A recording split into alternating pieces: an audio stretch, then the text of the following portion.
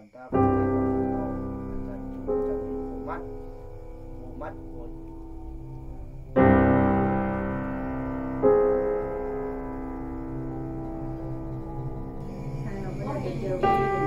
咁我而家咧就請咗師傅少少人緣膏翻去啦，因為咧師傅話咧佢啲人緣膏咧基本上咧係唔俾人哋請嘅。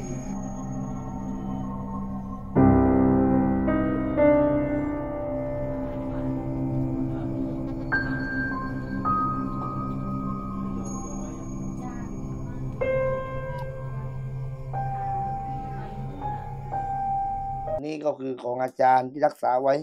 เป็นขี้ผึ้งของตาปราณบุญด้วยเวลาก่อนออกสารแสดงตั้งแต่เริ่มเลยก่อนเราจะแสดงเป็นตาปราณบุญเป็นตาปราณมา講到啦，阿เอาเลย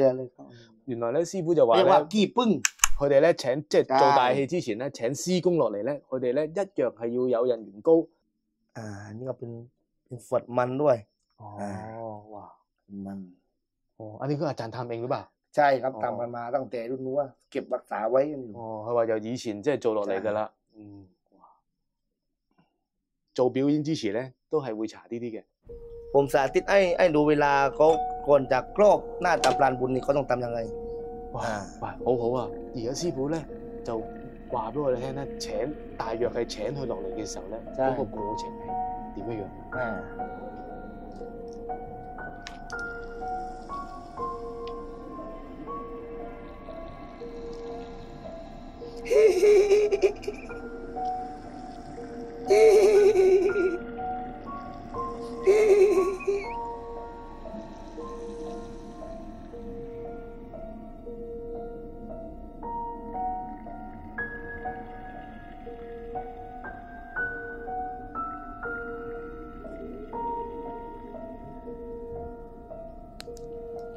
นี่เขาก็ใส่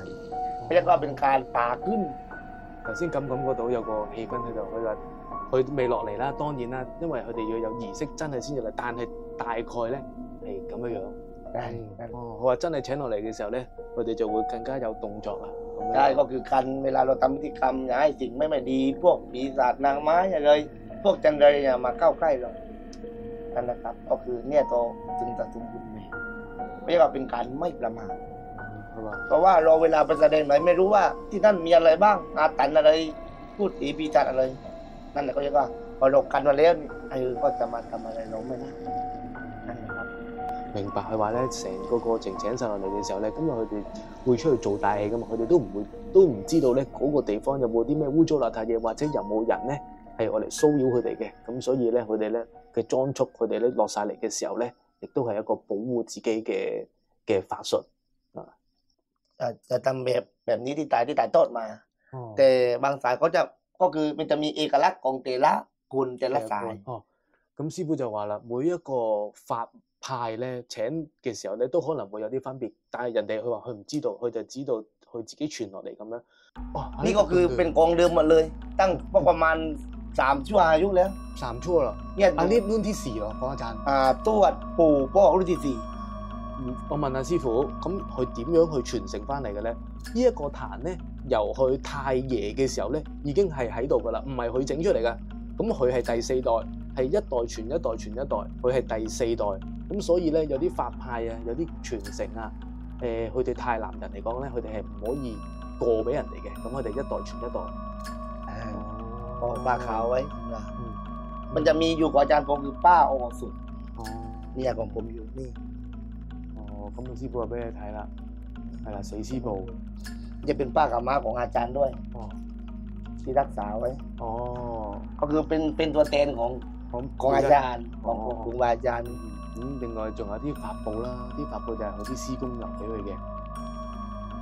ก็คือส่วนมากตาปราณเขาจะชอบป้ากับม้าคนโบราณขาดอะไรก็คือแต่ขาดป้ากับม้าไม่ได้唔可以唔少得呢塊法寶㗎，佢哋個法派。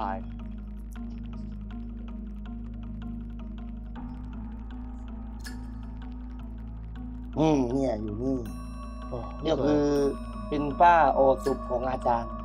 呢個咧，呢塊布咧，呢塊死屍布咧係去施工嘅死屍布，應該咁講。係啦，呢塊布係包住佢師傅。แต่ของผมเนี่ยอาจารย์สั่งไว้ว่าเวลาแกเสียให้เอาผ้าโอโตเกมาทำเป็นของกลางไว้รัดเอไว้รัดแขน哦，咁啦，佢師傅咧就臨終之前咧就同佢講啦，咁佢師傅死咗之後咧，你就將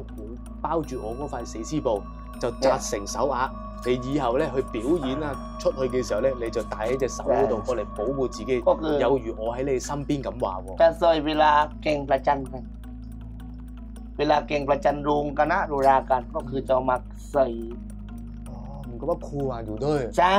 ถูกต้องเลย 佢話等於師公喺我身邊保佑我咁話喎。 แล้วก็เอาไว้เก่งเก่งอันนี้ใส่ตลอดเวลาเก่งกันเวลาเก่งประจันกัน 佢話落場表演啊出賽嘅時候咧，就一定要帶住喺個身。 ใช่ใส่ไว้อีกอย่างหนึ่งเหมือนว่าเหมือนพี่บอกก็คือเหมือนกับครูมาอยู่กับเราด้วยนะครับ มีความหมายละ好有意思好有 ใช่ 意思 นั่นแหละแปลกเวลาเราใส่ไปแล้วเหมือนทุกอย่างเกี่ยวกับเราไหวตลอดเวลาเราใส่แล้วมันมีพลังมันจะมีพลังมันมีอัตโนมัติมาเลย มันจะไม่เหนื่อยมันจะมันเต็มไปหมด 我都感覺到一攞出嚟嘅時候唔識講啊，但係我都有啲感覺 นั่นแหละ 係 ของ 有啲感覺。 ของคนนั้นเลย 啊！ อายุ98 ปี 哇！98歲啊，佢個師傅 ใช่ 係就係呢張相 นั่น 啦， แหละคุณลุงครูอายุ98 ปี 就係呢位啦。呢位就係佢師傅，咁咧佢就係啦，就係佢嘅死師 เนี่ย 傅。 ตั้งปืนเลยงอมา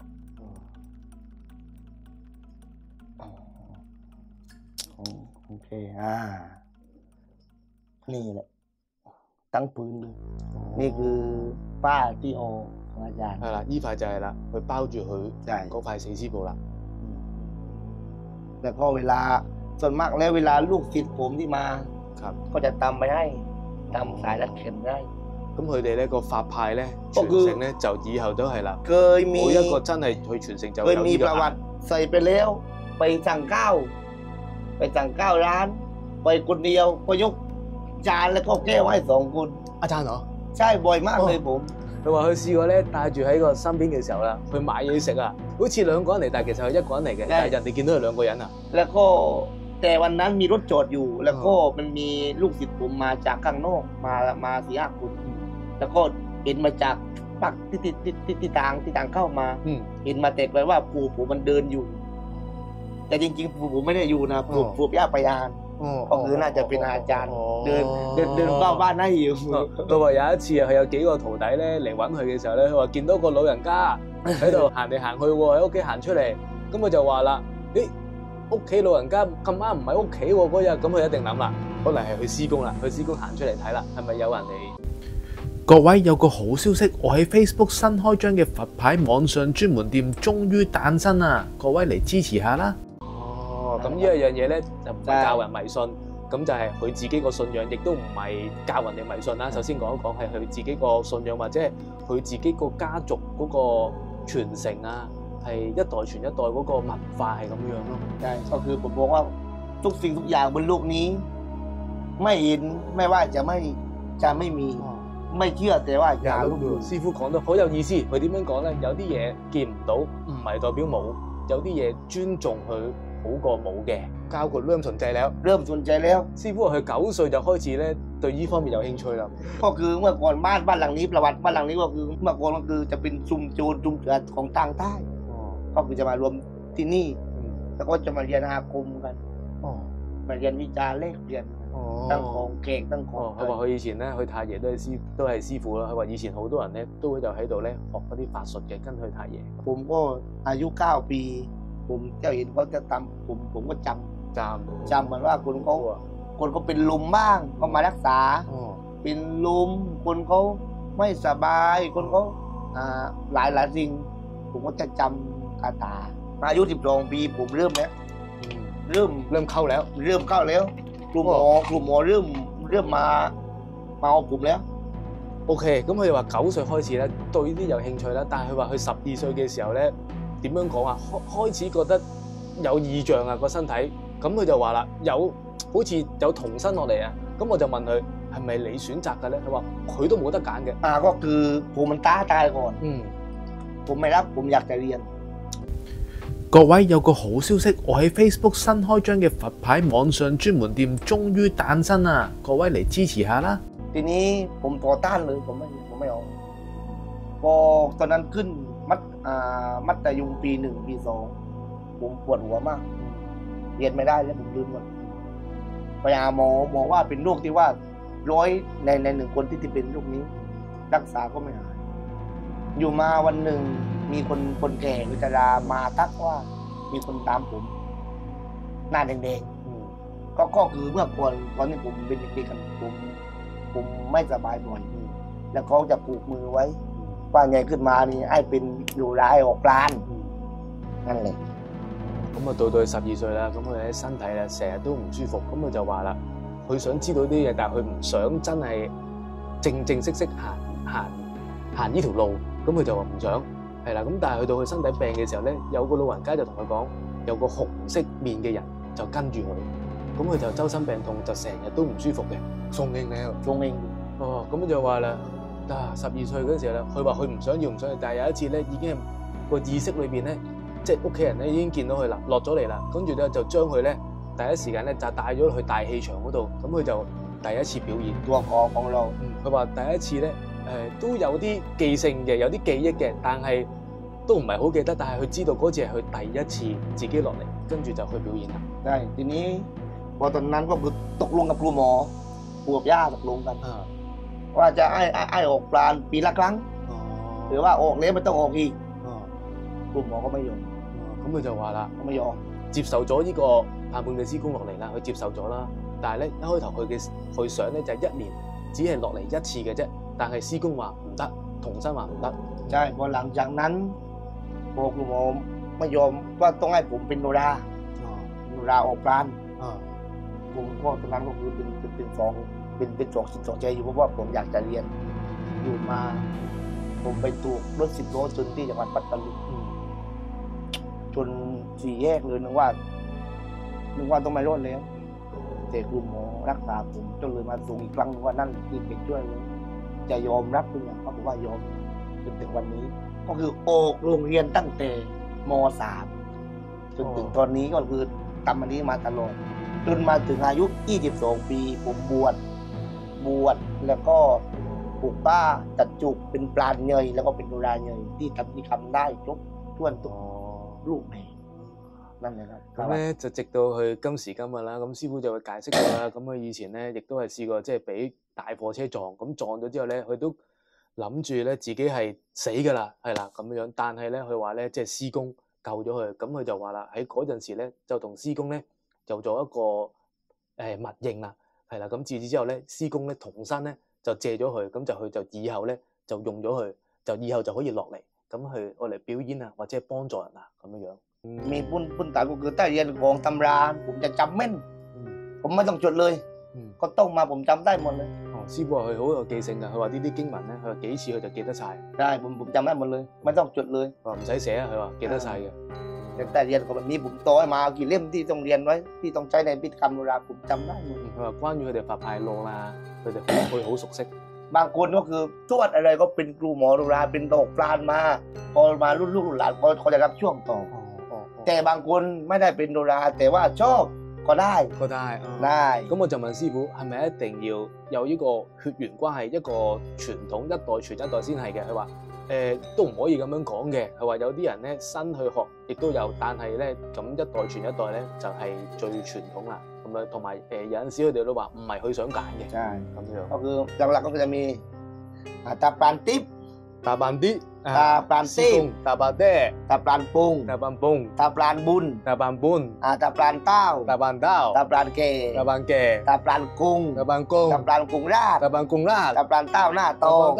นั่นแหละก็คือที่10 คนเลยเหรอมีเยอะกว่าแล้วแต่เลยตาปานหน้าดำตาปานหน้าแดงว่า有10 幾個師公㗎原來ใช่แต่ว่ามีเยอะแล้วแต่ว่าบางบ้านเขานับถือตาปาน咁就睇下佢哋個法派，睇下佢哋嘅家族個傳承係收邊個或者係拜邊一個為主啦。แล้วแต่ว่าเหมือนที่บ้านผมก็คือที่หัวยิ่งเลยก็คือเขาเรียกว่าตาปลานเต้าตาปานเต้าตาปลานเต้าตาปลานแก่แล้วก็ตาปลาน是釘，ใช่ก็คือใช่ 嗱，師傅嗰個家族嗰個祖先咧喺上邊咧就有3個嘅，ใช่ 係啦。 อันที่นับถือมาตั้งแต่รุ่นนู้นเลย รุ่น 呢個就係佢哋佢家族流傳㗎啦，上邊嗰個即係施工面具，啲太爺留落嚟㗎啦。 เป็นชาวบ้านของบ้านนี้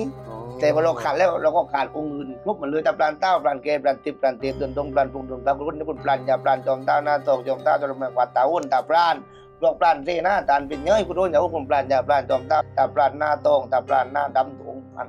ตาปลานจันคุณโดนอย่าคุณปลานยาปลานตาอ้วนตาปลานปลอกปลานเสนาตัวอ้วนตัวปลานพอเจ้าคุณเด้ออันนั้นก็คือสาธิตไอ้กวางแล้วก็การ 佢話就係叫啲師公啊，喂拜神，請啲師公啊，係啦係啊，好短短咁樣講俾大家聽下啦，咁樣。ก็มาใต้ตำรายการนะตั้งปีบ่าวปีเศร้าคุณโดนอย่าอ้นคุณปลานอย่าปลานตาอ้นตาปลานปลอกปลานเตน่า